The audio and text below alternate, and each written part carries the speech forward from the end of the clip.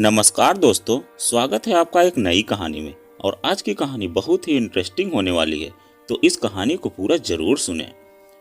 Aunty जी, आप movie देखने चलेंगे? अंदर आते हुए कंचन ने पूछा। पिक्चर? हाँ आंटी, पास वाले मूवी हॉल में अनहोनी मूवी लगी है। नहीं बेटा, तुम दोनों ही देख आओ। तुम दोनों के साथ मैं बूढ़ी कहाँ जाऊंगी? कहते हुए अचानक जानकी जी की आंखों में वह दिन याद आया जब नंदकिशोर जी के मना करने के बावजूद बहू निर्जला और बेटे पंकज को पिक्चर जाते देखकर वह भी उनके साथ पिक्चर जाने की जिद पर बैठी थी। उनकी पेशकश सुनकर बहू तो कुछ नहीं बोली, पर बेटा बोला, माँ तुम कहाँ जाओगी? हमारे साथ मेरे एक दोस्त की फैमिली भी जा रही है, वहां से हम सब खाना खा कर लौटेंगे। पंकज के मना करने पर वह तिलमिला उठी थी, पर नंदकिशोर के डर से कुछ कह नहीं पाई, क्योंकि उन्हें व्यर्थ की तकरार बिल्कुल भी पसंद नहीं थी। बच्चों के जाने के बाद अपने मन का क्रोध नंदकिशोर पर उगला तो वह शांत स्वर में बोले, जानकी, गलती तुम्हारी है। अब बच्चे बड़े हो गए हैं, उनकी अपनी जिंदगी है, फिर तुम क्यों बेवजह छोटे बच्चों की तरह उनकी जिंदगी में हमेशा दखल अंदाजी करती रहती हो? तुम्हें पिक्चर देखनी ही है तो हम दोनों किसी और दिन जाकर देख आएंगे। नंदकिशोर की बात सुनकर वह चुप हो गई थी, पर दोस्त के लिए बेटे द्वारा नकारे जाने का दंश बार बार चुभ कर उन्हें पीड़ा पहुंचा रहा था। फिर लगा कि नंदकिशोर जी सच ही कह रहे हैं। कल तक उंगली पकड़कर चलने वाले बच्चे अब सचमुच बड़े हो गए हैं और उनमें बच्चों जैसी जिद पता नहीं क्यों आती जा रही है। उनकी सास अक्सर कहा करती थी कि बच्चे बूढ़े एक समान होते हैं, लेकिन तब वह उस उक्ति का मजाक बनाया करती थी। अब वह स्वयं भी जाने अनजाने उन्हीं की तरह बर्ताव करने लगी है। यह वही पंकज था जिसे बचपन में अगर कुछ खरीदना होता या पिक्चर जाना होता तो खुद पापा से कहने के बजाय उनसे सिफारिश करवाता था। सच में समय के साथ सब कितना बदलता जाता है। अब तो उसे उनका साथ भी अच्छा नहीं लगता है, क्योंकि अब वह उसकी नज़रों में ओल्ड फैशन हो गई है, जिसे आज के जमाने के तौर तरीके नहीं आते, जबकि वह अपने समय में पार्टियों का जान हुआ करती थी। लोग उनकी जिंदा दिली के कायल थे। आंटी की सोच में डूब गई। प्लीज चलिए ना, अनहोनी मूवी अच्छी मूवी है, आपको अवश्य पसंद आएगी, आग्रह करते हुए कंचन ने कहा। कंचन की आवाज सुनकर जानकी जी अतीत से वर्तमान में लौट आई। कंचन के आग्रह पर पुनः उस पिक्चर को देखने का लोभ संवरण नहीं कर पाई तथा उसका आग्रह स्वीकार कर लिया। उनकी सहमति पाकर कंचन उन्हें तैयार होने का निर्देश देती हुए स्वयं भी तैयार होने चली गई। नंदकिशोर अपने एक नजदीकी मित्र के बेटे के विवाह में गए थे। जाना तो वह भी चाहती थी, पर उसी समय यहाँ पर उनकी सहेली की बेटा का विवाह पड़ गया। अतः नंदकिशोर ने कहा कि मैं वहां होकर आता हूं, तुम यहाँ सम्मिलित हो जाओ। कम से कम किसी को शिकायत का मौका तो नहीं मिलेगा। वैसे भी उन्होंने हमारे सभी बच्चों के विवाह में आकर हमारा बड़ा मान बढ़ाया था, इसलिए दोनों जगह जाना जरूरी था। नंदकिशोर के न होने के कारण वह अकेली बोर होती या व्यर्थ के धारावाहिकों में दिमाग खपाती। अब इस उम्र में समय काटने के लिए इंसान करे भी तो क्या करे। न चाहते हुए टीवी देखना एक मजबूरी सी बन गई है, या कहिए मनोरंजन का एक रास्ता और सुलभ साधन यही रह गया है। ऐसी मनोस्थिति में जी रही जानकी जी के लिए कंचन का आग्रह सुकून दे गया तथा थोड़े इनकार के बाद स्वीकार कर ही लिया। वैसे भी उनकी जिंदगी ठहर सी गई थी। 3 बच्चों के रहते वे एकाकी जिंदगी जी रहे हैं। एक बेटा आदर्श और बेटी अनीता विदेश में है तथा पंकज दिल्ली में है। 2 बार वह विदेश जाकर आदर्श और अनीता के पास रहकर भी आया था, लेकिन वहां की भागदौड़ वाली जिंदगी उन्हें रास नहीं आई थी। विदेश की बात तो छोड़िए, अब तो मुंबई और दिल्ली जैसे महानगरों का भी यही हाल है। वहां भी पूरे दिन अकेले रहना पड़ता था। आजकल तो जब तक पति पत्नी दोनों न कमाए तब तक किसी का काम ही नहीं चलता। भले ही बच्चों को आया के भरोसे पर छोड़ना पड़े, पर उनका समय था जब बच्चों के लिए माँ बाप अपना पूरा जीवन ही अर्पित कर देते थे। पर आजकल तो युवाओं के लिए अपना करियर ही मुख्य है। माता पिता की बात तो छोड़िए, कभी कभी तो उन्हें लगता है कि आज की पीढ़ी को अपने बच्चों की परवाह भी नहीं है। पैसों से वे उन्हें सारी दुनिया खरीद तो देना चाहते हैं, पर उनके पास बैठकर प्यार के दो मीठे बोल के लिए समय ही नहीं है। बच्चों के पास मन नहीं लगा तो वे लौटकर अपने घर चले आए।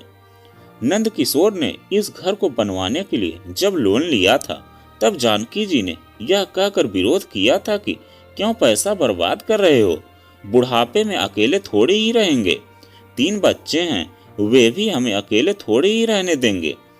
पर पिछले 5 साल इधर उधर भटक कर आखिर उन्होंने अकेले रहने का फैसला कर ही लिया।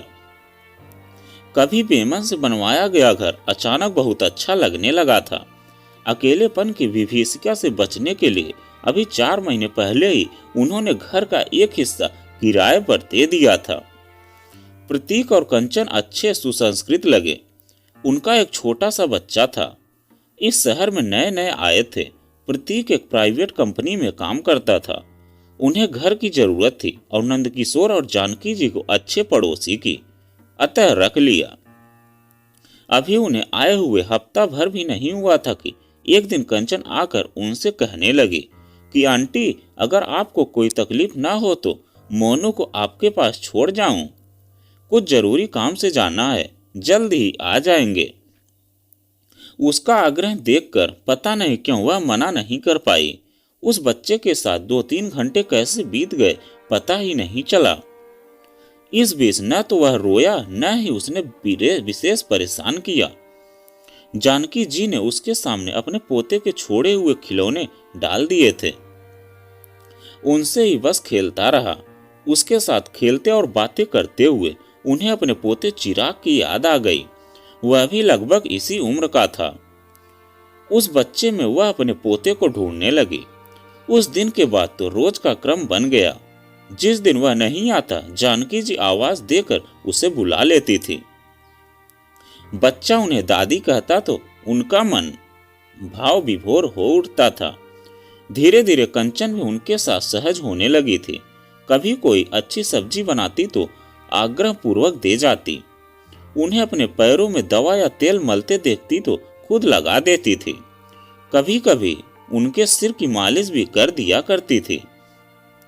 कभी कभी तो उन्हें लगता इतना स्नेह तो उन्हें अपने बहू बेटों से भी नहीं मिला। कभी वे उनके नजदीक आए भी तो सिर्फ इतना जानने के लिए कि उनके पास कितना पैसा है तथा कितना उन्हें हिस्सा मिलेगा। प्रतीक भी ऑफिस जाते समय उनका हालचाल पूछ कर जाता। बिजली, पानी और टेलीफोन का बिल वही जमा करा दिया करता था। यहाँ तक कि बाजार जाते हुए भी अक्सर उनसे पूछने आता कि उन्हें कुछ मंगाना तो नहीं है। उनके रहने से उनकी काफी समस्याएं हल हो गई थी। कभी कभी जानकी जी को लगता कि अपने बच्चे का तो सुख उन्हें मिला ही नहीं, चलो दूसरे की औलाद जो सुख दे रही है उसी से झोली भर लो। नंद किशोर जी ने उन्हें कई बार चेताया कि किसी पर इतना विश्वास करना ठीक नहीं है, पर वह उनको यह कहकर चुप करा देती कि आदमी की पहचान उससे भी है। ये संभ्रांत और सुशील हैं, अच्छे परिवार से हैं, अच्छे संस्कार मिले हैं, वरना आज के समय में कोई किसी का इतना ध्यान नहीं रखता। आंटी जी, आप तैयार हो गई? ये ऑटो ले आए हैं, कंचन की आवाज आई। कंचन की आवाज ने जानकी जी को एक बार फिर विचारों के बवंडर से बाहर निकाला। हाँ बेटी, बस अभी आई, कहते हुए पर्स में कुछ रुपए यह सोच कर रखे कि मैं बड़ी हूँ, आखिर मेरे होते हुए पिक्चर के पैसे वे दें, उचित नहीं लगेगा। जबरदस्ती पिक्चर के पैसे उन्हें पकड़ाए। पिक्चर अच्छी लग रही थी। कहानी के पात्रों में वह इतना डूब गई कि समय का पता ही नहीं चला। इंटरवल होने पर उनकी ध्यानावस्था भंग हुई। प्रतीक उठकर बाहर गया तथा थोड़ी ही देर में पॉपकॉर्न तथा कोक और बर्गर लेकर आ गया। कंचन और उसे पकड़ाते हुए यह कहकर चला गया कि कुछ पैसे बाकी हैं, लेकर आता हूं। पिक्चर शुरू भी नहीं हो पाई थी कि बच्चा रोने लगा। आंटी, मैं अभी आती हूँ, कहकर कंचन भी चली गई। आधा घंटा हुआ, 1 घंटा हुआ, पर दोनों में से किसी को भी न लौटता देखकर मन आशंकित होने लगा। थोड़ी देर बाद मुड़कर देखती, पर फिर यह सोच कर रह जाती कि शायद बच्चा चुप न हो रहा हो, इसलिए वे दोनों बाहर ही होंगे। यही सोचकर जानकी जी ने पिक्चर में मन लगाने का प्रयत्न किया। अनचाहे विचारों को झटक कर वह फिर पात्रों में खो गई। अंत सुखद था, पर फिर भी आंखें भर आई। आंखें पोंछकर इधर उधर देखने लगी। इस समय भी प्रतीक और कंचन को न पाकर वह सहम उठी। बहुत दिनों से जानकी जी अकेले घर से नहीं निकली थी, अतः और भी डर लग रहा था। समझ में नहीं आ रहा था कि वे उन्हें अकेली छोड़कर कहां गायब हो गए। बच्चा चुप नहीं हो रहा था तो कम से कम एक को तो अब तक उसके पास आ जाना चाहिए। धीरे धीरे हाल खाली होने लगा, पर उन दोनों का कोई पता नहीं था। घबराए मन से वह अकेली ही चल पड़ी। हाल से बाहर आकर अपरिचित चेहरों में उन्हें ढूंढने लगी। धीरे धीरे सब जाने लगे। वह एक ओर खड़ी होकर सोचने लगी, अब क्या करूं? उनका इंतजार करूं या ऑटो लेकर चली जाऊं? अम्मा, यहाँ किसका इंतजार कर रही हो? उनको अकेली खड़ी देखकर वॉचमैन ने उनसे पूछा। बेटा, जिनके साथ आई थी वह नहीं मिल रहे हैं। आपके बेटा बहू थे? हाँ, कुछ और कहकर वह बात का पतंगड़ नहीं बनाना चाहती थी। आजकल सब ऐसे ही होते हैं। बूढ़े माता पिता को तो किसी को चिंता ही नहीं रहती। वह बुदबुदा उठा था। वह शर्म से पानी पानी हो रही थी, पर और कोई चारा न देखकर वह उसकी सहानुभूति पाकर हिम्मत बटोर कर बोली, बेटा, एक एहसान करोगे? कहिए माँ जी, मुझे एक ऑटो रिक्शा में बिठा दो। उसने जानकी जी का हाथ पकड़कर सड़क पार करवाई और ऑटो में बैठा दिया। घर पहुंचकर ऑटो से उतरकर जैसे ही उन्होंने दरवाजे पर लगे ताले को खोलने के लिए हाथ बढ़ाया तो खुला ताला देखकर हैरानी हुई। हड़बड़ाकर अंदर घुसी तो देखा अलमारी खुली पड़ी है तथा सारा सामान जहां तहां बिखरा पड़ा है। लाखों के गहने और कैश गायब था। मन कर रहा था कि खूब जोर जोर से रोए, पर रोकर भी क्या करती। जानकी जी को शुरू से ही गहनों का शौक था। जब भी पैसा बचता उससे वह गहने खरीद लाती थी। नंद किशोर जी कभी उनके इस शौक पर हंसते तो कहती, मैं पैसा व्यर्थ नहीं गंवा रही हूँ, कुछ ठोस चीज ही खरीद रही हूँ, वक्त पर काम आएगा।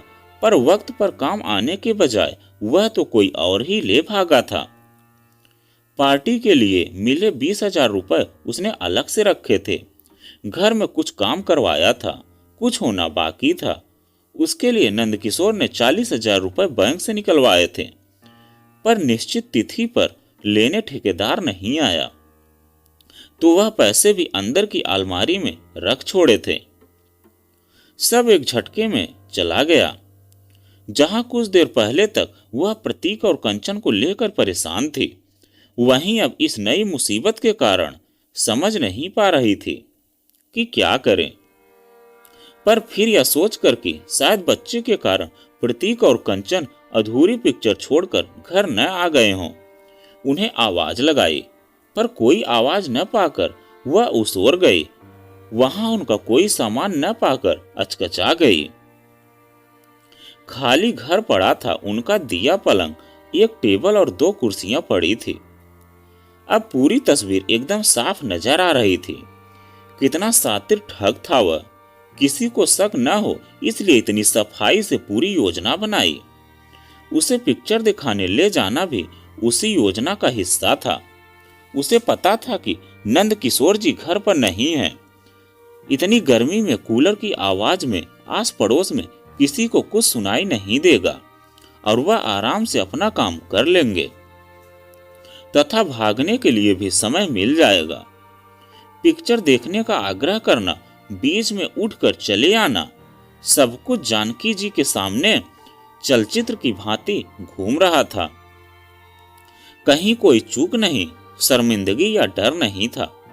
आश्चर्य तो इस बात का था कि इतने दिन साथ रहने के बावजूद उसे कभी उन पर शक नहीं हुआ उन्होंने खुद को संयत करके नंद किशोर जी को फोन किया और फोन पर बताते बताते वह रोने लगी थी। उन्हें रोता देखकर नंद किशोर ने सांत्वना देते हुए पड़ोसी ठाकुर के घर जाकर सहायता मांगने को कहा। वह बदहवास सी बगल में रहने वाले लक्ष्मी ठाकुर के पास पहुंच गई। लक्ष्मी को सारी स्थिति से अवगत कराया तो वह बोली, कुछ आवाजें तो आ रही थी, पर मुझे लगा शायद आपके घर में कुछ काम हो रहा है, इसीलिए ध्यान नहीं दिया। अब जो हो गया सो हो गया। ठाकुर साहब बोले, परेशान होने या चिंता करने से कोई फायदा नहीं है। वैसे तो चोरी का सामान मिलता नहीं है, पर कोशिश करने में कोई हर्ज नहीं है। चलिए एफआईआर दर्ज करा देते हैं। पुलिस इंस्पेक्टर उनके बयान को सुनकर बोला, उस युगल की तलाश में तो हमें काफी दिनों से हैं।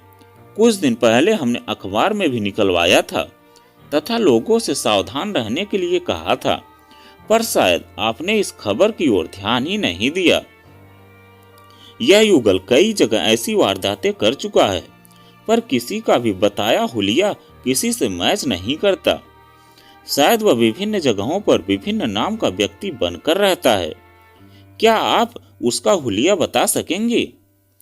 कब से वह आपके साथ रह रहा था? जो जो उन्हें पता था उन्होंने सारी जानकारी दे दी। जिस ऑफिस में वह काम करता था वहां पता लगाया तो पता चला कि इस नाम का कोई आदमी उनके यहाँ काम ही नहीं करता। उनकी बताई जानकारी के आधार पर बस अड्डे और रेलवे स्टेशन पर भी उन्होंने अपने आदमी भेज दिए। पुलिस ने घर आकर जांच की, पर कहीं कोई सुराग नहीं लगा। यहां तक कि कहीं उनकी अंगुलियों के निशान भी नहीं पाए गए। लगता है शातिर चोर था। इंस्पेक्टर बोला, हम लोग कई बार आप जैसे नागरिकों से निवेदन करते हैं कि नौकर और किराएदार रखते समय पूरी सावधानी बरतें, उसके बारे में पूरी जानकारी रखें। मसलन वह कहाँ काम करता है, उसका अस्थायी पता, फोटोग्राफ आदि। पर आप लोग तो समझते ही नहीं हैं, इंस्पेक्टर बोला और फिर थोड़ा रुक गया। वह आपका किराएदार था, इसका कोई प्रमाण है आपके पास? किराएदार? इसका तो हमारे पास कोई प्रमाण नहीं है। आयकर देने से बचने के लिए कोई सेटलमेंट ही नहीं किया था। सच थोड़ी सी परेशानी से बचने के लिए हमने स्वयं को अपराधियों के हवाले कर दिया। हाँ, शुरू में कुछ एडवांस देने के लिए अवश्य कह रहा था, पर जब उन्होंने असमर्थता जताई तो उनकी मजबूरी को देखकर मन पिघल गया था। दरअसल हम पैसों से अधिक जरूरत सिर्फ अपना सूनापन बांटने या घर की रखवाली के लिए अच्छे व्यक्ति की थी, और उनकी बातों में कसक टपक रही थी। बच्चों वाला युगल था तो संदेह की कोई बात ही नजर नहीं आई थी। यही तो गलती करते हैं आप लोग। कुछ एग्रीमेंट करवाएंगे तो उसमें सब कुछ दर्ज हो जाएगा। अब किसी के चेहरे पर तो लिखा नहीं रहता कि वह शरीफ है या बदमाश। वह तो गनीमत है कि आप सही सलामत है, वरना ऐसे लोग अपने मकसद में कामयाब होने के लिए किसी का भी खून करना पड़े तो पीछे नहीं रहते। उन्हें चुप देखकर इंस्पेक्टर बोला। दूसरे दिन नंद किशोर जी भी आ गए। सावित्री को रोते देखकर नंद किशोर जी बोले, जब मैं कहता था कि किसी पर ज्यादा भरोसा नहीं करना, तब तुम मानती नहीं थी। उन्हीं के सामने अलमारी खोलकर रुपए निकालना, रखना सब तुम ही तो करती थी। मुझे ही क्यों देश दो रहे हो? आप भी तो बैंक से पैसा निकलवाने के लिए चेक उसी को देते थे। झुझलाकर जानकी जी ने उत्तर दिया। उस घटना को कई दिन बीत गए थे, पर उन शातिर चोरों का कोई सुराग नहीं मिला। जानकी जी भी कभी सोचती तो उन्हें एकाएक विश्वास ही नहीं होता कि वह इतने दिनों तक झूठे और मक्कार लोगों के साथ रह रही थी। वे ठग थे, तभी तो पिछले 2 महीनों का किराया यह कहकर नहीं दिया था कि ऑफिस में कुछ समस्या चल रही है, अतः वेतन नहीं मिल रहा है। जानकी जी ने भी यह सोचकर कुछ नहीं कहा कि लोग अच्छे हैं, पैसा कहाँ जाएगा। वास्तव में उनका स्वभाव देखकर कभी लगा ही नहीं कि इनका इरादा नेक नहीं है। इतने सौम्य चेहरों का इतना घिनौना रूप भी हो सकता है, उन्होंने कभी सोचा भी नहीं था। मुंह में राम बगल में छुरी वाला मुहावरा शायद ऐसे लोगों की फितरत देखकर ही किसी ने कहा होगा। आश्चर्य तो इस बात का था कि इतने दिन साथ रहने के बावजूद उन्हें कभी उन पर शक नहीं हुआ।